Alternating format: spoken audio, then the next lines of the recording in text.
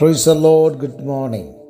അനുഗ്രഹീതമേറിയ നല്ല പ്രഭാതവേളയ്ക്കായി കർത്താവിനെ സ്തുതിക്കുകയാണ്. കഴിഞ്ഞുപോയ ഒരു പ്രഭാതം നമ്മുടെ ജീവിതത്തിൽ ദൈവം അനുഗ്രഹപൂർണമാക്കി തീർത്തു. ഈ പ്രഭാതത്തിലും പ്രഭാത ചിന്തയ്ക്കായി ദൈവസന്നിധിയിൽ പ്രാർത്ഥനയോടെ കാത്തിരിക്കുന്ന എൻ്റെ എല്ലാ മാന്യ മിത്രങ്ങൾക്കും യേശുക്രിസ്തുവിൻ്റെ നാമത്തിലുള്ള വന്ദനത്തെ അറിയിക്കുകയാണ്. ഇന്നത്തെ പ്രഭാതം നമുക്കെല്ലാവർക്കും ഒരനുഗ്രഹപൂർണമായി തീരുവാൻ നമുക്ക് ദൈവത്തോട് പ്രാർത്ഥിക്കാം. ഈ പ്രഭാതത്തിൽ നമ്മുടെ മനസ്സിൻ്റെ അകത്തേക്ക് കോറിയിടുവാനുള്ള ഏക ചിന്ത കഴിഞ്ഞ പ്രഭാതത്തിൽ നാം പറഞ്ഞു നിർത്തിയതിൻ്റെ ബാക്കി ഭാഗമാണ്. കഴിഞ്ഞ പ്രഭാതത്തിൽ നാം ചിന്തിച്ചത് ക്രൂശിലൂടെ തൻ്റെ ശക്തി, സ്നേഹം വെളിപ്പെടുത്തി എന്നുള്ളതാണ്. എങ്ങനെയുള്ള സ്നേഹമാണ് കർത്താവ് വെളിപ്പെടുത്തിയത്?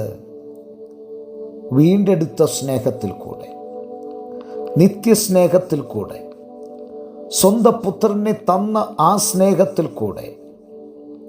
അങ്ങനെ കർത്താവ് നമ്മളെ ആഴമായി സ്നേഹിപ്പാനിടയായി. ഈ പ്രഭാതത്തിൽ ചിന്തിപ്പാനായിട്ട് ആഗ്രഹിക്കുന്നത്, കാൽവറിയിൽ നമുക്ക് ലഭിക്കപ്പെട്ടത് എന്താണ്? ലഭിക്കപ്പെട്ടത് ശാപമോചനമാണ്. ശാപമോചനം. ഈ ശാപമോചനത്തെക്കുറിച്ച് ചില കാര്യങ്ങൾ പറയുവാനായിട്ട് ആഗ്രഹിക്കുന്നു. പ്രിയരെ, ശാപമോചനം എന്ന് പറയുമ്പോൾ പലരും തെറ്റിദ്ധരിച്ചിരിക്കുന്ന ഒരു പദമുണ്ട്. ഭൗതികമായ ശാപത്തിൽ നിന്നുള്ള വിടുതൽ അതല്ല വേദപുസ്തകം വീക്ഷിക്കുന്നത്. വേദപുസ്തകം ശാപത്തെക്കുറിച്ച് പറയുമ്പോൾ നിങ്ങൾ ശ്രദ്ധിച്ച് ഇന്നത്തെ പ്രഭാത ചിന്ത കേൾക്കണം. രണ്ട് പാർട്ടുകൾക്കാണ് വീണ്ടെടുപ്പ് നടക്കേണ്ടത്. അതിൽ ഒന്ന് ആത്മാവിൻ്റെ വീണ്ടെടുപ്പ് നടന്നു. ശരീരത്തിൻ്റെ വീണ്ടെടുപ്പ് ഇതുവരെയും നടന്നിട്ടില്ല. അതുകൊണ്ട് തന്നെ ഈ ബാഹ്യമായ ശരീരത്തിൻ്റെ അകത്തുള്ള ഒന്നിനും വേണ്ട നിലയിലുള്ള ഒരു വിടുതൽ ഇതുവരെയും കിട്ടിയിട്ടില്ല. ഭാഗികമായിട്ടൊക്കെ നമുക്ക് ലഭിക്കുന്നുണ്ടെങ്കിലും ഒരു ആത്മീയ വീക്ഷണത്തിൽ നിന്നുകൊണ്ട് ഞാൻ പറയാം, നമ്മുടെ ശാപത്തിന് ഒരു പരിഹാരം ഇതുവരെയും വന്നിട്ടില്ല. കാരണം ശാപത്തിൻ്റെ പരിഹാരം വന്നിരുന്നു എങ്കിൽ ഇവിടെ ശാപ വിമുക്തി പ്രാർത്ഥനകളും കാര്യങ്ങളും ഒക്കെ ഉണ്ട്. നമുക്ക് അങ്ങനെ ഒരു ശാപത്തിൽ നിന്നുള്ള ടോട്ടലി ഒരു വിടുതൽ നടന്നിരുന്നുവെങ്കിൽ നമ്മൾ വിയർപ്പോടെ അപ്പം തിന്നുകയില്ലായിരുന്നു. ആദാമിൽ ദൈവം കൊടുത്ത ആ വാഗ്ദത്തങ്ങളും ശാപങ്ങളും നമുക്ക് ഉൽപ്പത്തി പുസ്തകത്തിൽ കാണുവാൻ കഴിയും. അതുകൊണ്ട് പ്രിയരെ, ഞാൻ പറയട്ടെ, നമ്മുടെ ശരീരത്തിൻ്റെ വീണ്ടെടുപ്പ് നടക്കാത്തത് കൊണ്ടാണ്. അങ്ങനെയാണെങ്കിൽ പത്രോസ്ലീഗ പറഞ്ഞൊരു പദമുണ്ട്, അവൻ്റെ അടിപ്പിണരുകളാൽ നിങ്ങൾക്ക് സൗഖ്യം വന്നുമിരിക്കുന്നു. അപ്പോൾ നമ്മുടെ ശാരീരിക ക്ലേശങ്ങൾ, നമ്മുടെ ശാപങ്ങൾ ഇതൊക്കെ തീർന്നിരുന്നുവെങ്കിൽ പിന്നീട് കൊറോണ പോലുള്ള വൈറസുകളെ അഴിച്ചുവിടേണ്ട കാര്യമില്ലായിരുന്നു.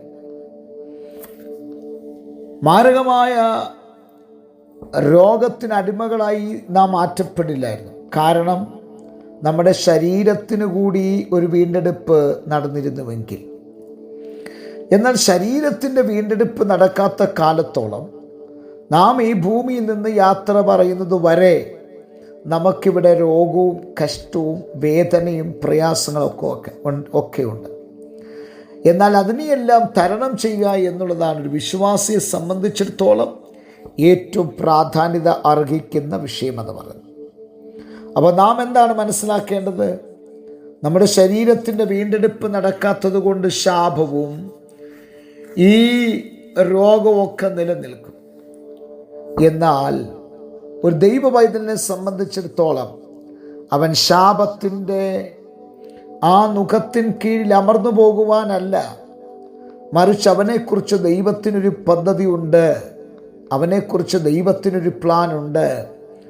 ആ പ്ലാനിലേക്ക് മടങ്ങി വരാൻ ദൈവം ചിലപ്പോൾ ചില ശോധനാ ഘട്ടങ്ങളിൽ കൂടെ നമ്മളെ കടത്തിവിടാം. എന്നാൽ പറയട്ടെ, ഇതൊന്നും എന്തല്ല, ശാപമോചനത്തിനായിട്ടുള്ള മറുമരുന്നല്ല.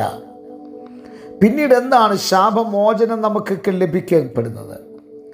നമ്മുടെ ശാപങ്ങൾ മാറുന്നത്, നമ്മുടെ രോഗങ്ങൾ മാറുന്നത് ഇപ്പോഴൊന്നുമല്ല. കർത്താവിൻ്റെ ഗംഭീര ധ്വനിയായ കാഹളം നാം കേൾക്കുമ്പോൾ, ആ കേൾക്കുന്ന മാത്രയിലാണ് നമുക്ക് ഒരു വിടുതൽ ഉണ്ടാകേണ്ടത്. ആകയാൽ ശാപവിമുക്തിക്കായി ഓടി നടക്കുന്ന പ്രിയരെ, നിങ്ങൾക്ക് വേണ്ടി അത് ദൈവത്താൽ സ്വരൂപിച്ചു വെച്ചിരിക്കുന്നൊരു കാര്യമാണ്. നിങ്ങൾ അതിനു വേണ്ടി തത്രപ്പെടേണ്ട കാര്യമില്ല, അത് നിങ്ങളുടെ അടുക്കൽ എത്തും. എന്നാൽ ശാപത്തിൻ്റെ പട്ടികയിൽ നിന്ന് ഒരു വിടുതൽ എങ്ങനെ നേടുവാൻ കഴിയും? യേശുക്രിസ്തുവിലുള്ള വിശ്വാസത്താൽ. യേശുക്രിസ്തുവിലുള്ള വിശ്വാസത്താൽ നമുക്ക് ശാപത്തിൻ്റെ അധീനതയിൽ നിന്നും ഒരു വിടുതൽ പ്രാപിക്കുവാൻ കഴിയും. ആകയാൽ ഈ പ്രഭാതത്തിൽ കണ്ണുകളെ അടയ്ക്കാം, പ്രാർത്ഥിക്കാം. നല്ല ദൈവമേ, സ്വർഗ്ഗസ്ഥ പിതാവേ, ജനത്തെ അനുഗ്രഹിച്ച് പ്രാർത്ഥിക്കുന്നു, വലിയ അനുഗ്രഹമാക്കി തീർക്കണം. യേശുക്രിസ്തുവിൻ നാമത്തിൽ തന്നെ ആമേൻ. എല്ലാവർക്കും നല്ലൊരു പ്രഭാതം നേരുന്നു. ക്രിസ്തുവിൽ നിങ്ങളുടെ പ്രിയ സഹോദരൻ പാസ്റ്റർ ജോസ് സാമുവേൽ.